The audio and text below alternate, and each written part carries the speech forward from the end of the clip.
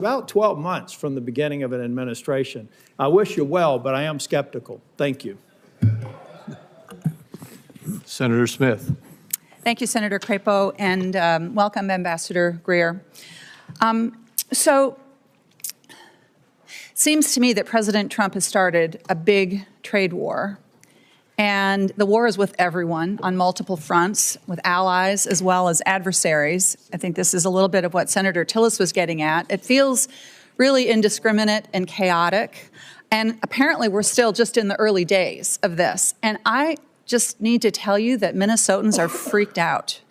Farmers who are experiencing, you and I have talked about this, one of the worst farm economies in the last 25 years are looking at lower prices and higher input costs. Minnesotans who work on the Iron Range, which is the source of 80% of the iron ore that goes into American-made steel, they want fair trade. They want us to stand up to illegal steel dumping, but like 500 of them have been laid off because the demand for American cars has been slumping. I mean, I could go on in every sector. Consumers are freaked out. This looks like a giant sales tax to them. Retirement stock market plummeting, and it's very hard for people to understand what is going on here. So what I want to do is to get an understanding from you of what you see as the goals of this war that we're in, because at various times it's been described as goals to raise revenue, to stop fentanyl trafficking, close trade deficits. So is the goal here to raise revenue for the federal treasury? Senator, this is not a trade war. We have, most countries have said they're not going to retaliate. We have an underlying emergency. The goal of this, of the trade deficit, where President Biden left us with a $1.2 trillion trade deficit, and the goal is to address that and the offshoring that led to that and the non-reciprocal treatment that led to that. That's the goal. Certainly there's a tariff revenue effect. If the countries do not do this, then they will be subject to the tariff, and we'll have a tariff on foreign goods instead of American-made goods. If the goal is to close trade deficits, then that would mean that the tariffs are a negotiating tool here. Is that right? Is that how you see it? So the or are you trying to use them to? Well, it can go both ways, Senator. So on the first, we've talked a lot about negotiations because a lot of these countries, they have closed off markets to our exports in unfair ways. They've done it for decades, and nothing has persuaded them. Sitting down, talking nicely hasn't persuaded them. But if you were trying to, so I'm all for fair trade. And I'm all for the idea that if somebody is not trading fairly with us, if they're not giving us fair markets, then we need to have a strategy to go after that. But yet this is a blanket approach. It's an across-the-board approach, which is going to contribute to raising costs, and that's why it just feels, I think, so chaotic to people. Well, the trade deficit is a global issue. So you can't if you're trying to get the trade deficit, you can't just pick one or two countries and say, we're going to do this and become Swiss cheese. Like that would not be coherent. What's coherent is a global approach to what's a global issue, to take these countries, country by country, figure out how we can address our trade deficit with them and address trade market barriers with them. And that's the right approach. And that's what's happening. That's what the president's directed. But I mean, as Senator Warner was pointing out, I guess it's a floor, you could call it, a 10% tariff, even with countries where we have a trade surplus. And by the way, this formula that the administration used to assign this so-called reciprocal tariff it just seems so arbitrary. I mean, where did that formula come from? It's straightforward and it's common sense. It came from White House economists, and they proposed that looking at a country's trade deficit is a good approximation of the net effect of the unfairness, of the higher tariff rates, the higher trade barriers, the unfair trade practices, the dumping, the subsidies, all of that. And that's how you can capture that. Well, so would you adapt that because it's based on 1 year, and of course, trade surpluses, deficits can vary quite a bit from year to year. Would your plan be to change it if you get new yearly data? And then that would suggest, I guess, that the tariffs would be in place for a long time. Well, we need to assess. Again, I think it becomes country by country. We have the baseline 10% to make sure there's no arbitraging of different jurisdictions. And all these countries that are subject to the highest rates, most of them have already come to talk to us about how to get it down. I mean, we have to take this step by step. We have to take it country by country to address these issues. The status quo just won't work anymore, and we can't do it piecemeal. I'm not arguing for the status quo, Ambassador. I'm not arguing for the status quo, but I am questioning the rationality of this policy that it's so chaotic and it seems so arbitrary. Again, it seems so internally inconsistent because, for example, if your goal is to onshore manufacturing, something that I think many of us on this side of the dais believe strongly that we need to be making things in this country again, but then that would suggest that these tariffs need to be in place for a very long time because what capital wants is consistency and stability and predictability. Yet at the same time, the administration seems to be arguing that we would be, waiving some of these tariffs if we could somehow magically negotiate, 50 new trade agreements with 50 different countries. I know my time is up here. I wanted to ask you a question about trade adjustment assistance, which I will follow up as a question for the record. Again, I think that my constituents are freaking out here, and I understand why. Thank you. Senator Lujan. Thank you, Mr. Chairman. Thanks for holding this hearing. Now, Mr. Greer, it's been less than a week since President Trump started this, what I'll describe as a reckless tariff war. It certainly feels that way. Families are seeing higher costs. Businesses across the country are hurting, and we've seen one of the worst drops in the stock market in over 35 years. Do you believe that there's currently higher costs a week after the president put these tariffs into place? Senator, we haven't yet seen how those costs are going to be allocated between the foreign producers and their importers here. We haven't seen the data on that yet. Do you believe businesses are hurting a week after President Trump put these tariffs into place? I've heard from a lot of businesses. Some of them are excited about the prospects. Some are concerned because they're import dependent instead of U.S. product dependent. So I know there are varying views on this. Let me ask this question, because this one's based completely on fact, on something I think you look at every day. You probably have some of these numbers in your phone that I'm guessing might be in your pocket. Have we seen one of the worst drops in the stock market in over 35 years? We've certainly seen volatility. Have we seen one of the worst drops in the stock market in over 35 years? I think, and Senator Warner talked about We'll move this. on. If you don't want, well, I know everyone's concerned about Wall Street, and I'm just concerned about Main Street and getting these jobs back, okay, let's talk about Main Street, Mr. Greer. Last time you were here, I asked if President Trump's trade war would hurt New Mexico businesses and families. You dodged my question. You told me, quote, I can't guarantee economic outcomes. When I pressed you, you told me that you want me to, quote, you asked me to, quote, hear from me on what the impacts of these tariffs are. Well, Mr. Greer, I'm here to tell you today New Mexicans are hurting. I understand why you would not guarantee that New Mexicans wouldn't be hurt, because you probably knew what I thought then that we now see today, that this is hurting people back home. Now, I want to ask you the same question again. Yes or no, will President Trump's tariffs harm New Mexican businesses and families? Senator, I just don't think they will. Right now, you have duty-free trade with Canada and Mexico, where they comply with the rules, where they have U.S., Mexican, and American content. I mean, this is designed, and I would hope that being a border state, this is something that you find valuable, and that's what we're trying to do. We're trying to incentivize production in the United States. We want North America to be competitive, and this is.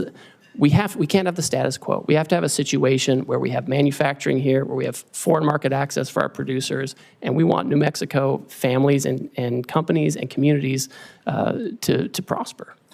Mr. Greer, do you agree with President Trump that families are going to have to feel a little pain? I'm not going to speak for the president. I didn't ask for you to speak for him. I know none of you have the courage to stand up to him. What I'm asking you, Mr. Greer, is do you agree with what the president said about these tariffs, in that people are going to have to feel a little pain? That's my question. If we have companies that feel pain because they're adjusting their supply chains, have more American product made by American workers, that's an adjustment we have to make to prepare for the future. We can't keep doing the same thing we always did. And if companies are having trouble adjusting their supply chains, which I'm very sensitive to, this is something that we have to deal with. We can't do nothing for 4 years like we saw under Biden, where there was just nothing going on trade. Let me ask the question a little differently. Yes or no? Do you agree with President Trump when he said families are going to have to feel a little pain?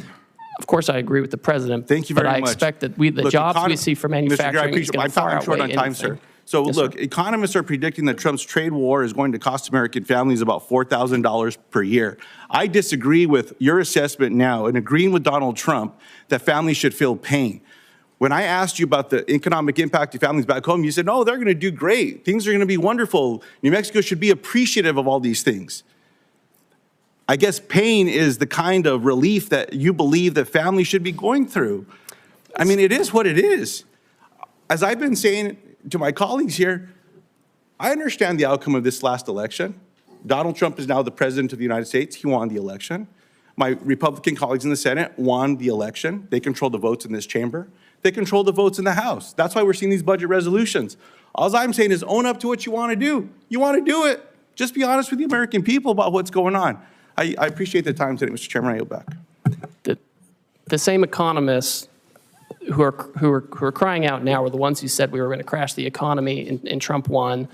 We put tariffs on China, and real median household income went up for Americans by $7,000. Inflation went down, unemployment went down. So we have history showing that we know how to use this. We know how to Mr. use Chairman, these tools. since Mr. Greer went on, I will just follow up again. Then help explain the pain that people are feeling today with your assessment of what Donald Trump said, that families should feel some pain. That's all okay with you all?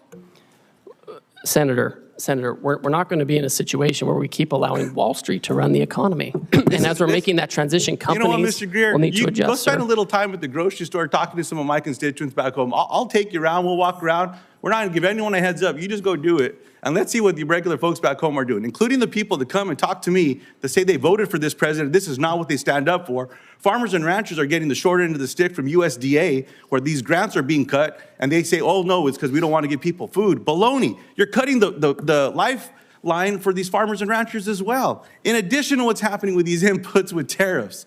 Look, you all are a lot smarter than I. I'm just a regular person back home. I'm one of them. Senator Warnock. That's the difference between you and I, sir. Senator Warnock.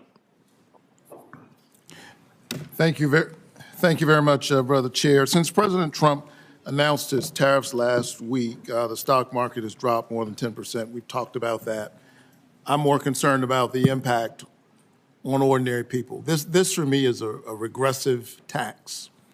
It's a tax on families who are already dealing with increasing costs and are trying to figure out how to make their lives work. I heard you say, Mr. Greer, that you don't think this is that we're in a trade war, and I respect your expertise on trade, but tomorrow the Trump administration will implement its reciprocal tariffs, which means businesses and families have had less than 1 week to plan for the largest tax increase in more than 50 years. So we are escalating, and so we can go back and forth about whether we think it's a trade war.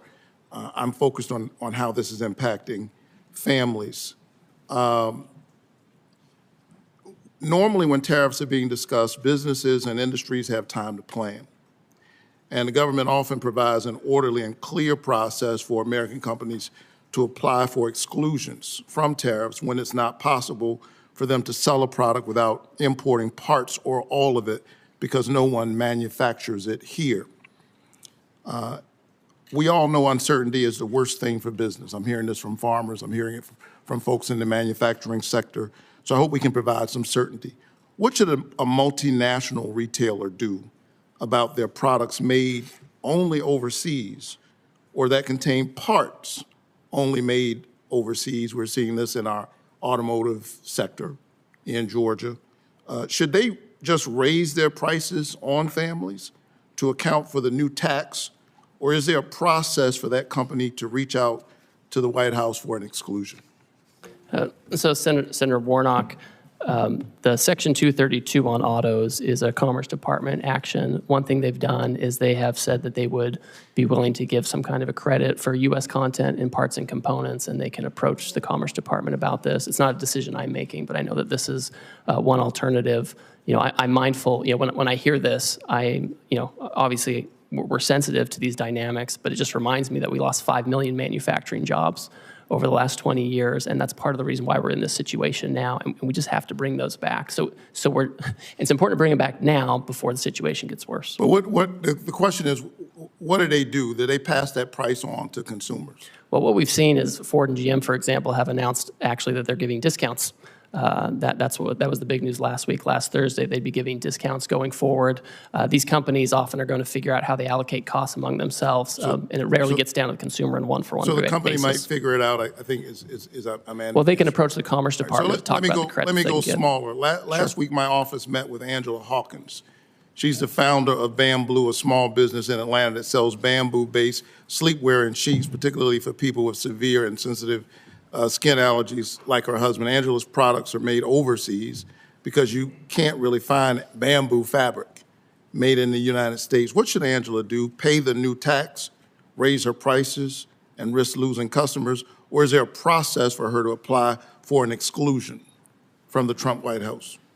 So, Senator, the president has said that in connection with this action, he's not going to have exclusions or exemptions beyond what's in the program already for certain products. So she'll just have to figure it out. She'll have to work with her business partners and find about sourcing, and she'll have to either raise prices and risk customers, basically is the answer, right? Because she can't get bamboo here. It will depend on the tariff rate. Every country has a different rate, and some are much lower than others, and so they're she might even go out of business. Let's go even smaller. Early estimates show that President Trump's tariffs will increase the cost of goods by $3,800 for an average American household. Many critical baby goods like cribs and baby gates are produced abroad or made or have foreign-made components. I went through this not long ago as a parent of young children. For an expecting family in Augusta, Georgia, who may now see a 50% price increase for that stroller or car seat, what is the process for that family to apply for a White House exclusion? I guess if the business owner can't get one, they can't get one either, correct? So there's not an exclusion process. That's right. So they would just bear the cost. Well, I think the studies you're talking about, the economists, they got it wrong in Trump 1. They said there's going to be inflation because of tariffs, and it went down. So when I hear them now saying the same thing, I just don't trust what they're saying. And that's, the fact of history shows that it's not a one-to-one. The highest inflation we ever saw was under Biden for housing and education and healthcare and all of these things. And it was, and I don't know where everybody was then when that was skyrocketing by 20%. What if their child is potassium deficient and now bananas are more expensive? Last I checked, we don't have the climate to grow bananas in the United States. Who should that family reach out to the White House for an exclusion for that price hike on those bananas? Well, again, as we've discussed, there's not an exclusion process. I think we've waited too long with the status quo. I know people want the status quo. They want the trading system that Wall Street likes, but we can't have it anymore. So here you and I agree. Nobody wants the status quo. This economy is not working for working families, for ordinary people. And I would submit that what the president did last week in such a reckless and sudden way is adding even more pressure on these families. Thank you so much. Senator Warren. Thank you, Mr. Chairman. Donald Trump is single-handedly driving this economy off a cliff. With no evidence to back him up, he's claimed emergency authorities to slap new tariffs on nearly every product we import from nearly every country. But Congress has the power to reverse these tariffs, and we should do so immediately. Tariffs can be a tool to help build things in America, but Trump has slapped tariffs on, then off again with no rhyme or reason. And the uncertainty about the long-term rules makes companies far less likely to invest in manufacturing or jobs here in the United States. If Congress doesn't stand up to Trump, economists predict a recession before the end of the year. And Fed Chair Jerome Powell says we're in a real danger of, quote, both higher unemployment and higher inflation. Translation, Trump's tariffs will push millions of workers out of jobs and push prices up at the same time. So, Ambassador Greer, we've heard a lot of conflicting statements about whether these tariffs are here to stay, how many more rounds of on-off we're going to do. So let me ask the question from a different perspective. Ambassador Greer, we lost 700,000 jobs each month in the last recession. If 700,000 Americans lose their jobs, will the Trump administration suspend these tariffs? Senator, I think the economists who are making these projections, who often are in favor of fully unfettered free trade, are the same ones who said in the first Trump term that putting tariffs Greer, I something that's going to happen, let me just Senator. stop you there. I'm not asking about projections. I'm asking if the numbers show that 700,000 people have lost their jobs because of these new tariffs that Trump has slapped on. Will the administration reverse course Senator, and lift those tariffs? Senator, that's not going to happen. We've lost 5 million manufacturing jobs over the years, which is the number I'm most worried about, and we have to get those jobs So back. I take that as a no. Let me try another one. Moody's says that if the Trump tariffs remain in place, we will definitely plunge into a recession, which will ultimately cost 3.5 million Americans their jobs. So, Ambassador Greer, if Trump's tariffs push 3.5 million people out of work, will the Trump administration reverse course and lift those tariffs? Senator, the Wall Street analysts are wrong. They never want to have any kind of I'm not change to asking the status if they're quo. right or But that's wrong. who you're quoting to me, I'm giving Senator. you a number. If the number is 3.5 million, if it never comes to pass, you don't have to worry about your answer.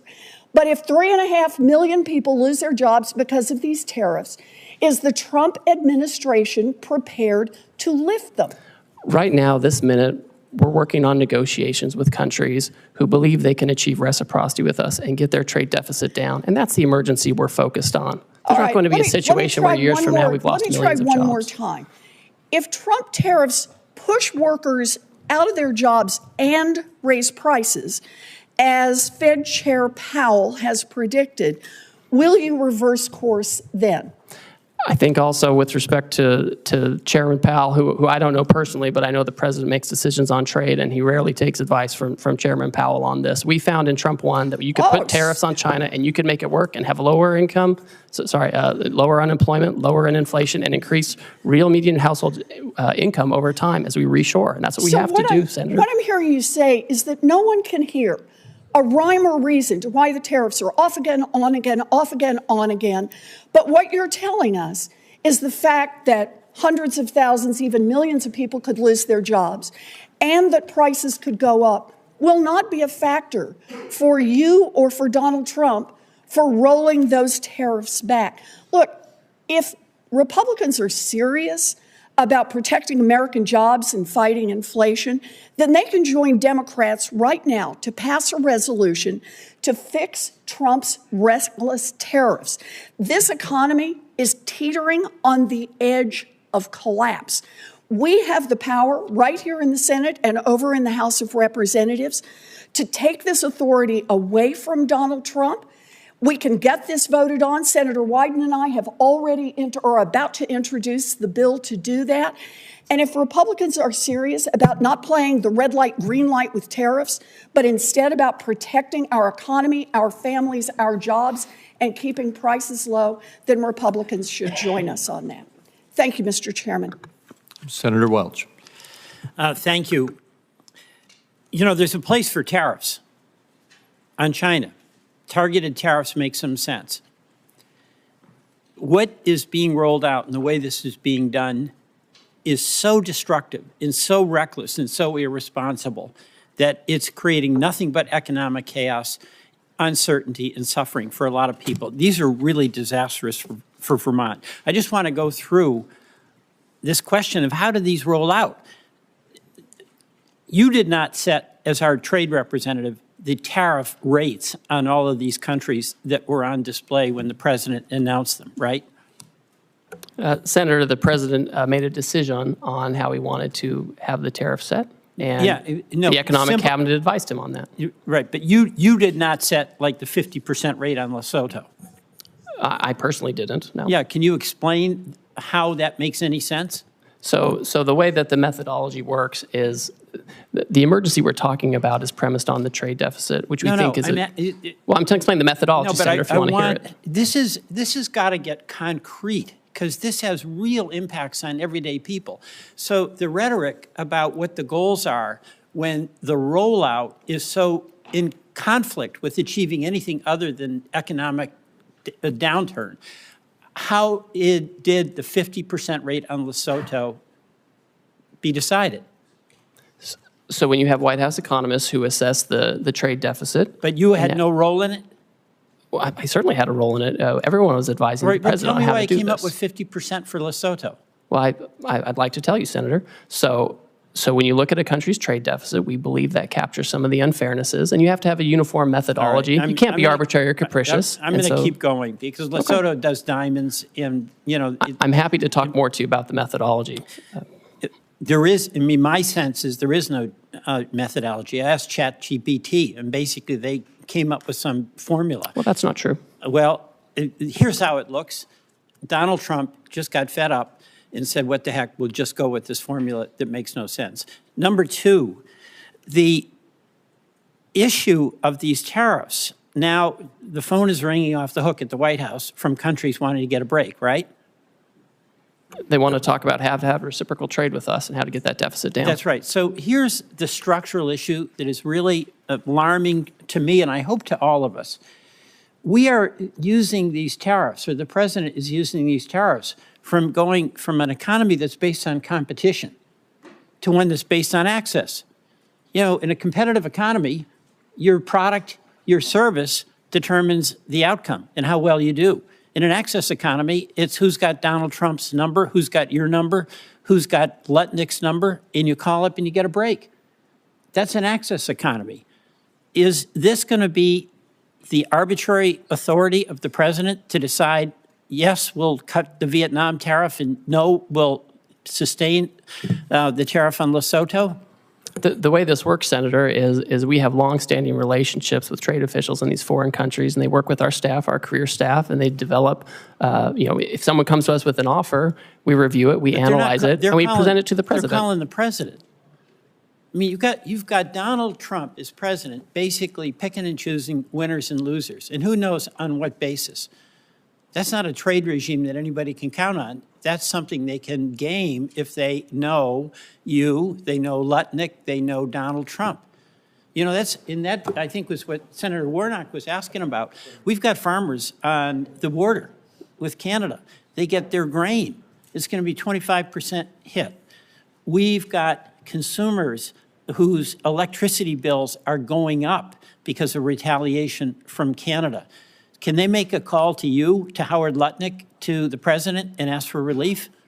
Well, we certainly talk to all kinds of constituents. We talk to labor unions, we talk to civil society, we talk to business. I would say with Canada and Mexico, they receive duty-free treatment for things that follow the rules of USMCA. If they bring in Chinese content and send it down, they won't get a break. Let me tell you the frustration I have. There is a place for targeted tariffs to help us and also to push back on unfair trade practices. I support that. That's not what this is. This is utter chaos, arbitrary and willful on the part of the president that is setting up a dynamic where he picks winners and losers rather than companies compete to do the best they can and have the benefit of good work and a good product. Mr. Chairman, I yield back. Thank you. Senator Barrasso. Thank you, Mr. Chairman. Well, appreciate you being here to answer questions. Look, I'm concerned from Wyoming and for workers across the country. I'm worried that foreign competitors continue to use unfair trade practices against the United States, against our workers, against our producers. These practices threaten our economic security, our prosperity. We want a safe and prosperous nation. Workers in my home state and across the country are paying the price. So can you just talk a little bit about how you determine if foreign trade and economic practices constitute an emergency for our country? And I just heard our previous speaker talk about asking ChatGPT. I'm not going to do that. I'm going to ask you, how is it that we determine if foreign trade and economic practices constitute an emergency for our country? Thank you, Senator. In the first instance, when the president declares an emergency, he has to consider where there is, the conditions that may impact national and economic security. And so for him, he took a look at our trade deficit, which was the largest in human history under President Biden, 1.2 trillion. And we looked at what the effect of that was. And it includes loss of 5 million manufacturing jobs, loss of 90,000 factories, loss of competitiveness with China in advanced technology. And then we looked at what are some of the causes of the trade deficit. And certainly there's currency manipulation, there's other currency factors, but also non-reciprocity in trade, barriers overseas, whether tariffs or non-tariff barriers that keep us out, unfair trading practices like dumping and other things that push things into our market or subsidies or state-directed economies. And so those are the things we look at. And then when you move to the countries, obviously it's common sense to have a baseline to make sure there's no cheating and that we can get at the deficit broadly based, and then to have a higher rate for those who have who pose the biggest challenges in terms of the trade deficit and unfair practices. Thanks. Could I ask you about nuclear fuel? And, for decades, America led the world in uranium production. Today, there's virtually no commercial enrichment capacity. We're dangerously dependent on imports from other countries. Congress took a strong stand by banning Russian uranium imports. We're now seeing a troubling shift with increased uranium imports coming from China. And we think it's the uranium from Russia going to China, which they then sell to the United States. So we've simply replaced one adversary with another. This poses to me a serious threat to our national security, to our energy independence. Wyoming has the resources and the workforce to revive American uranium production. But what we know is that subsidized foreign uranium from China and from Russia threatens to undermine our domestic industry. Well, you're going to support efforts to end uranium imports from China as we continue to try to build our U.S. nuclear supply. Senator, I'm happy to talk to you about that and the best way to implement that kind of action. Great. Market access for Wyoming beef. Our ranchers are seeing what you recently did, what the president has recently done, and say it's about time. I know you heard a lot about market access today. Just specifically discuss market access for American beef. It's our #1 cash crop in Wyoming. Our ranchers produce some of the highest quality beef in the world, yet our beef faces significant barriers in key foreign markets. So I do appreciate your office's efforts to document the numerous barriers that unfairly block American beef exports. For example, Thailand imposes a 50% tariff on American beef. The European Union's numerous, quote, Green Deal restrictions limit market opportunities for our ranchers. Australia's barriers prevent the sale of a safe, high-quality American beef. They've sold $29 billion into our country. We can't sell a hamburger there. So Wyoming beef producers have felt the direct impact of these unfair trade practices, and I say it's our #1 cash crop. What steps do you see being taken now to open new markets and ensure fair access for our beef around the world where we've been blocked? So, Senator, as everyone knows, we have a lot of countries coming to talk to us right now who want to have more reciprocal trade, get their trade deficit down. And obviously part of that is making sure we have access for products like beef, making sure we're exporting products like beef. I've talked to the Australians about this issue. It's always surprising because they're a great partner for us globally. This is a big issue with them. Southeast Asia as well. These are things that are on our list when people come to talk to us. It's something we've recorded for years, and we expect countries to change this. Great. Thank you. In terms of critical minerals, we sit on vast deposits of critical minerals in Wyoming essential for our national security. Our state has significant reserves of rare earth elements. Are there some trade initiatives that you're taking right now that are going to pursue to counter China's dominance in the critical minerals world, both in terms of production as well as refinement? Yes. Well, I know, for example, this is at the Commerce Department, but I know they're considering whether they need to take some kind of an action and looking into potential Section 232 investigation of critical minerals to know, how we can get that here, how we can get processing here in our near abroad, how to make sure we're not dependent on China for those things. Thank you, Mr. Chairman. Senator Blackburn. Thank you, Mr. Chairman, and thank you for being here today. I know you have had a busy week, and we appreciate that and appreciate what the President is trying to do for the broader economy. And, of course, it is encouraging to hear that we have 70 countries that are coming in to negotiate tariffs and some of those non-tariff barriers that have existed. So we're grateful for all that work. I do want to ask you about some of the foreign governments using bogus environmental regulations to really sideline American businesses. And the EU's new deforestation regulation is a great example of this, imposing excessive reporting requirements that would shut out Tennessee pulp and paper producers from foreign markets. And also, we're seeing some of these foreign governments actually seize U.S. assets under false pretenses. And last year we had a company, Vulcan Materials, which declined to sell its Mexican port to the government. So armed forces came in and took control of that, citing environmental licensing requirements. And this is a pattern of regulatory abuse, and it keeps our companies out of the global market. So how are you working to protect these U.S. businesses and to deal with these foreign governments who are weaponizing their bogus regulations to restrict the market access? Well, Senator, I always find it troubling when countries use these kind of measures as a protectionist measure. Our companies, whether they're making here and exporting or going elsewhere to produce in other countries, are always the cleanest and most responsible, always. And we should always have the best treatment under those kinds of regimes. So with respect to the two examples you noted on the Vulcan issue, I've raised this personally with Mexican trade officials. And with respect to the EU forestry regulation, my understanding is right now it's a little bit on pause while they themselves look at it and take a second look. And I talk to my counterparts in Europe frequently, and this is something where I want to make sure that they're treating us appropriately under this law, not discriminating against us. That's wonderful. If I could get in writing from you an update on the Vulcan port issue, that would be helpful also. We're happy to do that, Senator. Thank Yes. you. I want to talk about digital trade because President Trump really has shown great leadership when it comes to digital trade. And that was a part of the negotiations on the USMCA. And it really gave us a very robust and ambitious digital trade chapter. And the provisions, including cross-border data flows and data localization, are critical to facilitating strategic U.S. initiatives across a broad range of industries. And we have an opportunity now to build on this digital chapter. So, and I think that could really pave a way to add other provisions on critical issues such as AI, such as quantum computing that we are dealing with.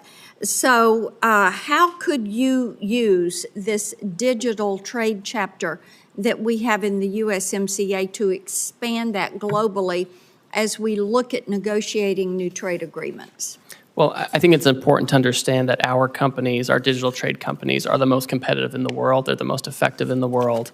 And what we don't want is a situation where they are retaliated against or they're discriminated against such that their Chinese competitors actually take up market share. I mean, that would be a disastrous situation.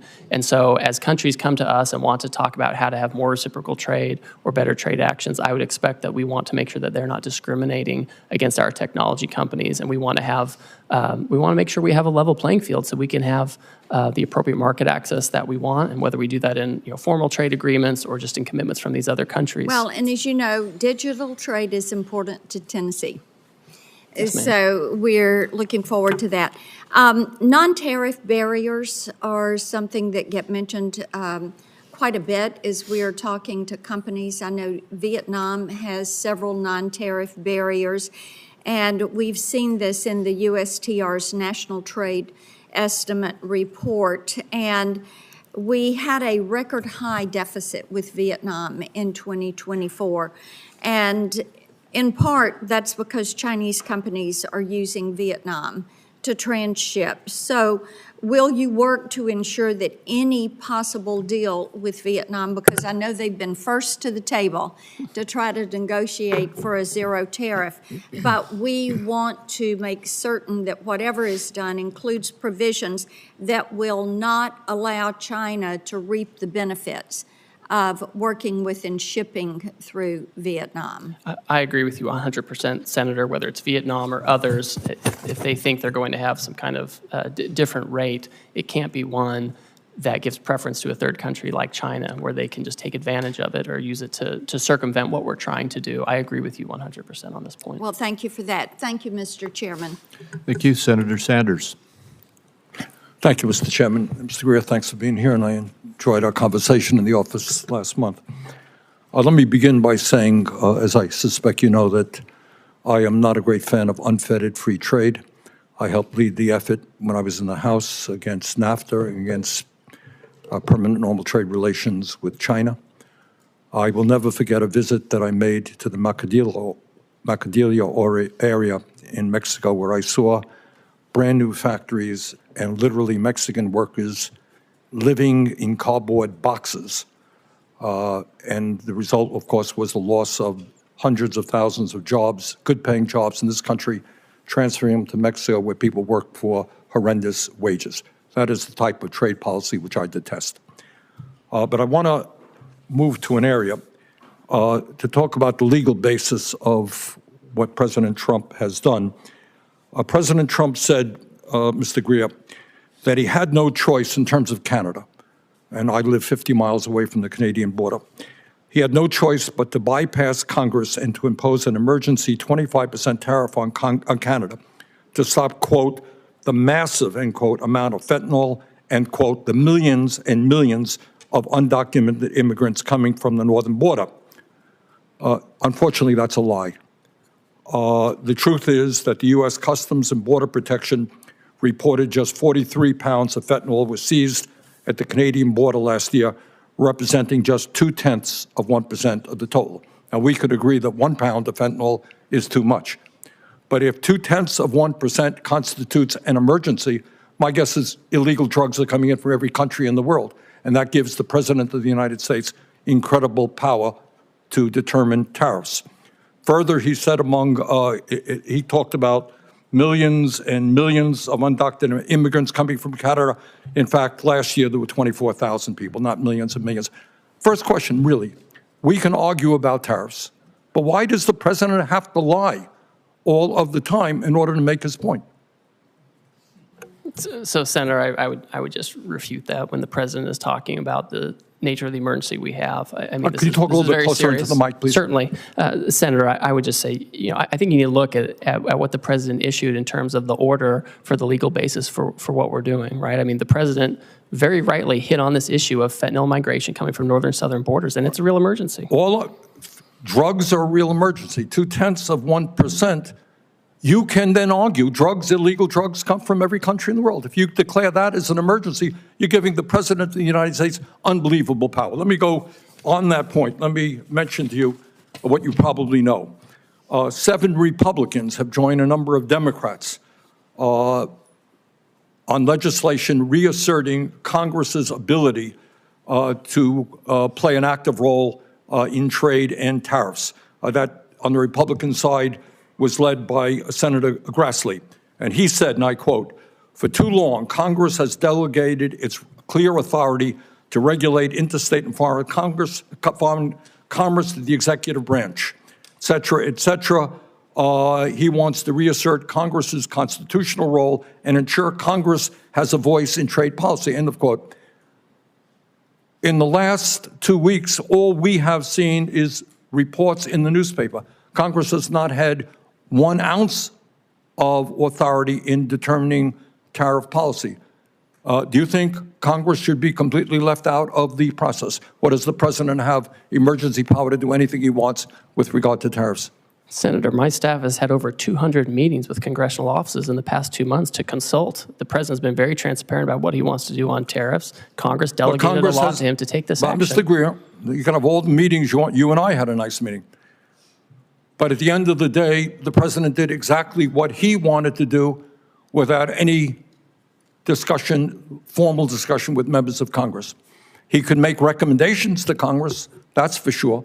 Do you really think that he has the power under an emergency degree to reorder the trade world, global trade policy, without any input from the United States Congress? Sir, Congress gave him this law where if he determines a national emergency, he can take appropriate action to regulate imports. That's what he's done. And you think it's a national emergency that 0.2% of fentanyl coming from Canada constitutes a national emergency? Sir, do you? The president has determined that Canada... I'm asking you. You're asking me about drug policy. So I agree with the president. If you have China and Canada and Mexico putting drugs into this country at different levels, then that's an emergency. We have to deal with it. Look, we're not going to argue about the danger of drugs. 43 pounds of fentanyl. On that basis, the president can declare an emergency with any country on earth and take unlimited power. That's called authoritarianism. Okay? That's not what a democracy does. Do you have any concerns about all of that power going into the hands of the president? Sir, Congress delegated this power to the president. He has to renew the emergency every year. He has to give reports to Congress. The Congress told him what he has to do to use this authority, and he's doing those things. Okay. Thank you, Mr. Chairman.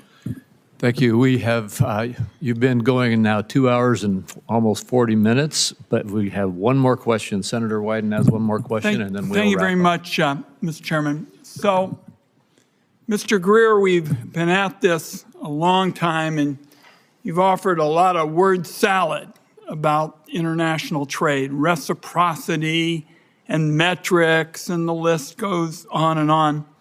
But inside this verbiage, you've ducked a very big question, and that is, how can you negotiate with scores of countries before Americans see their 401ks go up in smoke? And so what I'd like to do is just ask you one simple question to wrap this up, because at home in Oregon, people want to know what we're doing to help the people who are hurting today, not months and months or elections and all kinds of dates far in the future. So here's my question to wrap up. When will those hurting now see real relief? Senator, the country decisively voted for this president and his trade policy. He knows how to use tariffs appropriately to negotiate deals where necessary and to drive investment and manufacturing back to the U.S. And that's what we're doing. He was successful in his first term in using it. Real wages went up, and that's what we're doing now. And we're working around the clock to make sure we can do that. Mr. Greer, I gave you a chance to respond to the question, and what you said wasn't accurate. Nobody disputes that the president won the election up here on the dais. But nobody was told in the election campaign that we would have all of these people hurting now because of a flawed trade policy. Once in a while, it said, well, maybe take a little time. But there wasn't any mention of people from one end of the country to another feeling they've been wiped out financially. Nobody heard about that. That was never discussed. Hope you'll have an answer for me, because that's what Americans want to know who are hurting now. They've listened to all of this trade lingo tossed around, and then they scratch their head and say, who's going to stand up for me now? Well, I'll tell you, we're going to fight for those people. That's why I'm proposing a bipartisan resolution that would overturn what's going on with 180 countries. We'll keep the record open for a few days, but what I'd like to know is what the timetable is for helping people who are hurting right now, because I haven't heard anything on that point. Thank you, Mr. Chairman. Thank you, Senator Wyden. And we are now at the conclusion of the questions. Ambassador Greer, thank you for the time you've given us. As I indicated, you've gone almost 2 hours and 45 minutes. And I think you have been very clear about what the president's intentions are and how you expect this to roll out. The questions for the record deadline is Tuesday, April 15th for members of the Senate. And with that, this hearing is adjourned. Thank you.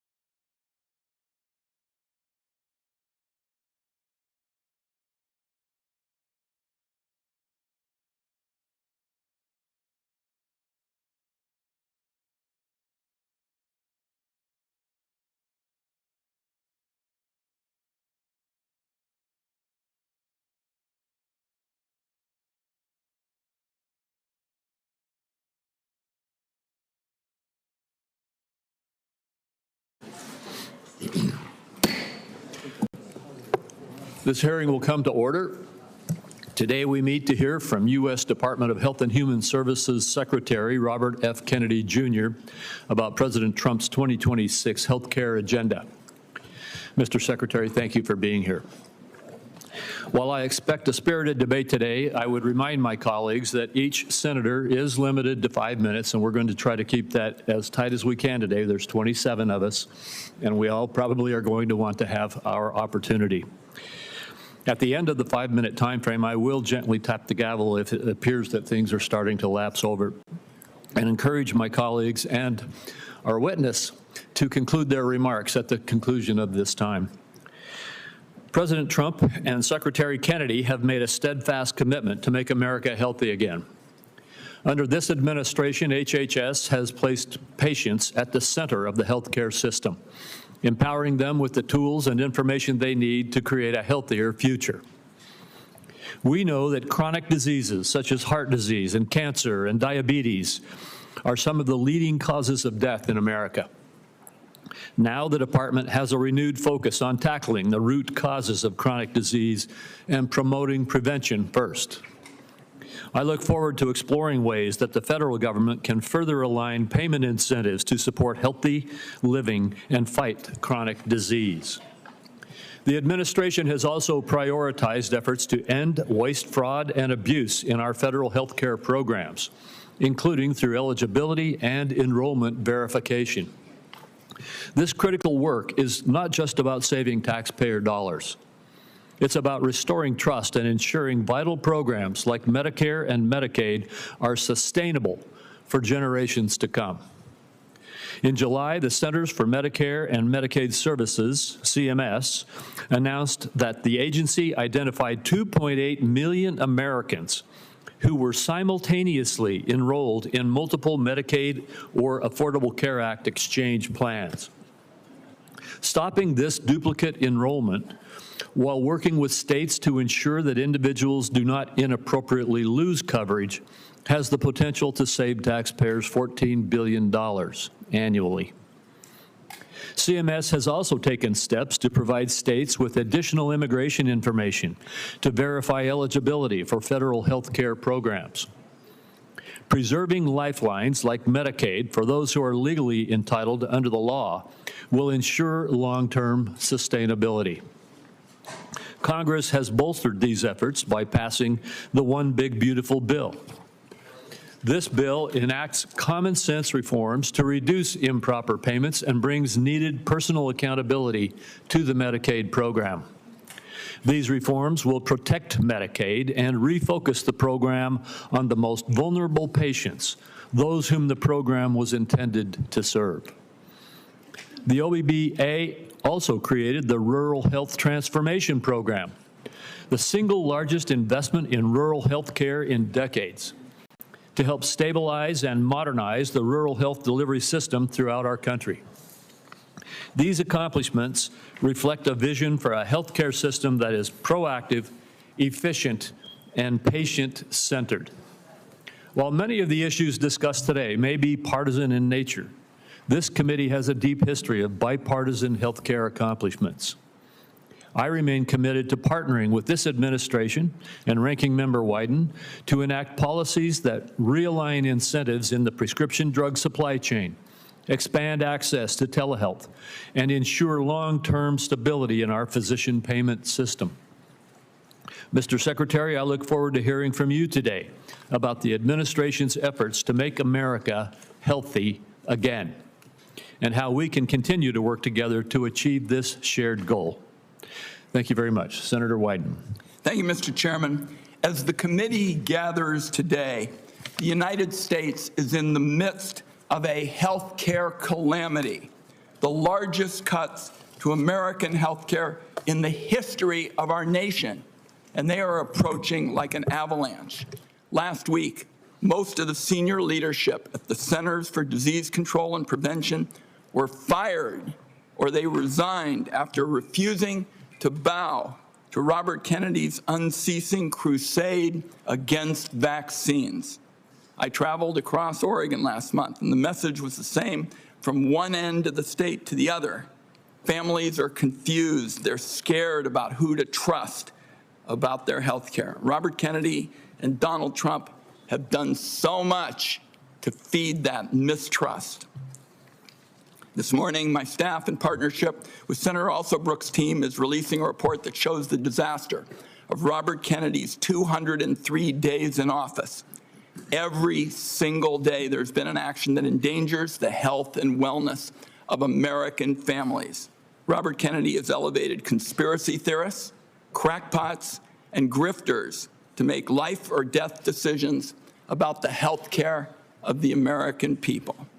Robert Kennedy's tenure is so far marked by 3 calling cards. One is chaos at federal health agencies, leaving families, doctors, and the entire nation confused and frightened. Corruption that benefits Robert Kennedy, Donald Trump, and their friends at the expense of taxpayers. And higher health costs for families. I ask unanimous consent, Mr. Chairman, to enter this report into the record. Without objection. Then there's chaos. It's been obvious from the start that Robert Kennedy's primary interest is to take vaccines away from Americans. During his confirmation process, he claimed to be pro-safety and pro-science, but his actions reveal a steadfast commitment to elevating junk science and fringe conspiracies. His agenda has not been about choices and information for families. Just last week, he threatened doctors that deviated from the new anti-science vaccine guidelines he released that make it harder for pregnant women and children to get the COVID vaccine. And then there's corruption. Robert Kennedy's bizarre statements and actions beg the question, why? Democrats on this committee answered that question months ago. Robert Kennedy can enrich himself and his allies. His family still stands to gain from class action lawsuits against vaccine makers. Now, Robert Kennedy fired every member, every single one of the group responsible for making vaccine recommendations to doctors across the country under the false pretense of conflicts of interest. Meanwhile, many of the new members of the panel are outright vaccine deniers who've appeared as paid witnesses in lawsuits against vaccine makers. Their conflicts of interest and ethics disclosures remain hidden under lock and key. On top of all this bedlam in American health care, just 2 months ago, Donald Trump signed into law the largest health care cuts in American history to pay for tax breaks for the wealthiest people and massive corporations in our country. Republicans know these cuts are going to hit communities like a wrecking ball. That's why they pushed the most severe cuts until after the election. That's why their members already introduced bills to roll back some of the cuts. Make no mistake, though, those cuts are being felt right now. We're seeing hospitals in Idaho cutting payments, hospitals and nursing homes. Providence Seaside Hospital in Oregon announced they're shutting down their labor and delivery unit. Every family is going to feel the burden of Trump care in America. Premiums are going to spike next year, especially for those who buy health insurance on their own, but the effects will be felt by those who get insurance also through an employer. Congress has an opportunity to extend the Affordable Care Act tax credits that lower the cost of premiums.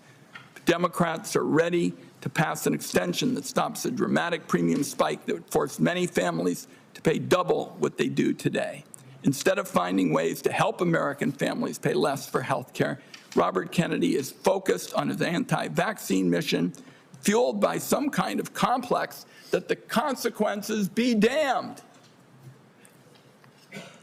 Amid this litany of corruption and chaos, the one point I have to underline is Robert Kennedy puts children in harm's way every single day in America. To my Republican colleagues, I must ask, what line must Robert Kennedy cross before some of you will also join this alarm? This weekend, under the cover of darkness, Robert Kennedy attempted to disappear hundreds of children under his care at Office of Refugee Resettlement facilities. These children here without parents or family were rounded up in the middle of the night and put on planes to Guatemala. Lawyers on the ground described unthinkable scenes. Our staff, some who are here today, were party to this in the middle of the night. And one child said to their lawyer, "Why do they want to send me back? My mom is dead and my dad abuses me. Why do they want to hurt me?" This was an actual conversation. These actions were illegal. Documents show that many of these children were in the country to escape trafficking in their homeland. Mr. Kennedy calls himself a protector of children. Some kind of rich claiming from somebody who's flown on Jeffrey Epstein's private jet on multiple occasions. I don't think Robert Kennedy should be within a million miles of this job. Republicans on the committee had a chance to prevent the public health train wreck that Mr. Kennedy has engineered. Everyone voted for him. It is in the country's best interest that Robert Kennedy step down, and if he doesn't, Donald Trump should fire him before more people are hurt by his reckless disregard for science and the truth. I also would like to note Senator Cantwell has joined us in this effort.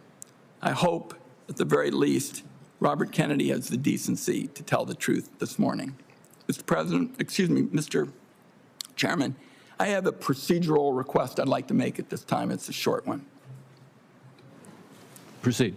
Thank you, Mr. Chairman. Mr. Chairman, it's unfortunate that I have to say this, but this is a witness who has lied to members of the Senate Finance Committee. In response to over 35 written questions, including from me, he said, and I quote, that he would do nothing as HHS Secretary that makes it difficult or discourages people from taking vaccines. That was clearly not true. His unprecedented unilateral actions to restrict access to COVID vaccines, that alone proves it. He tried to fire the Senate-approved CDC director after she chose the truth over what I consider his delusions. His prepared testimony even today includes the debunked lie that 500,000 children disappeared under the Biden administration's watch, a lie that the Trump administration is using as a pretext to hunt immigrant children and their families.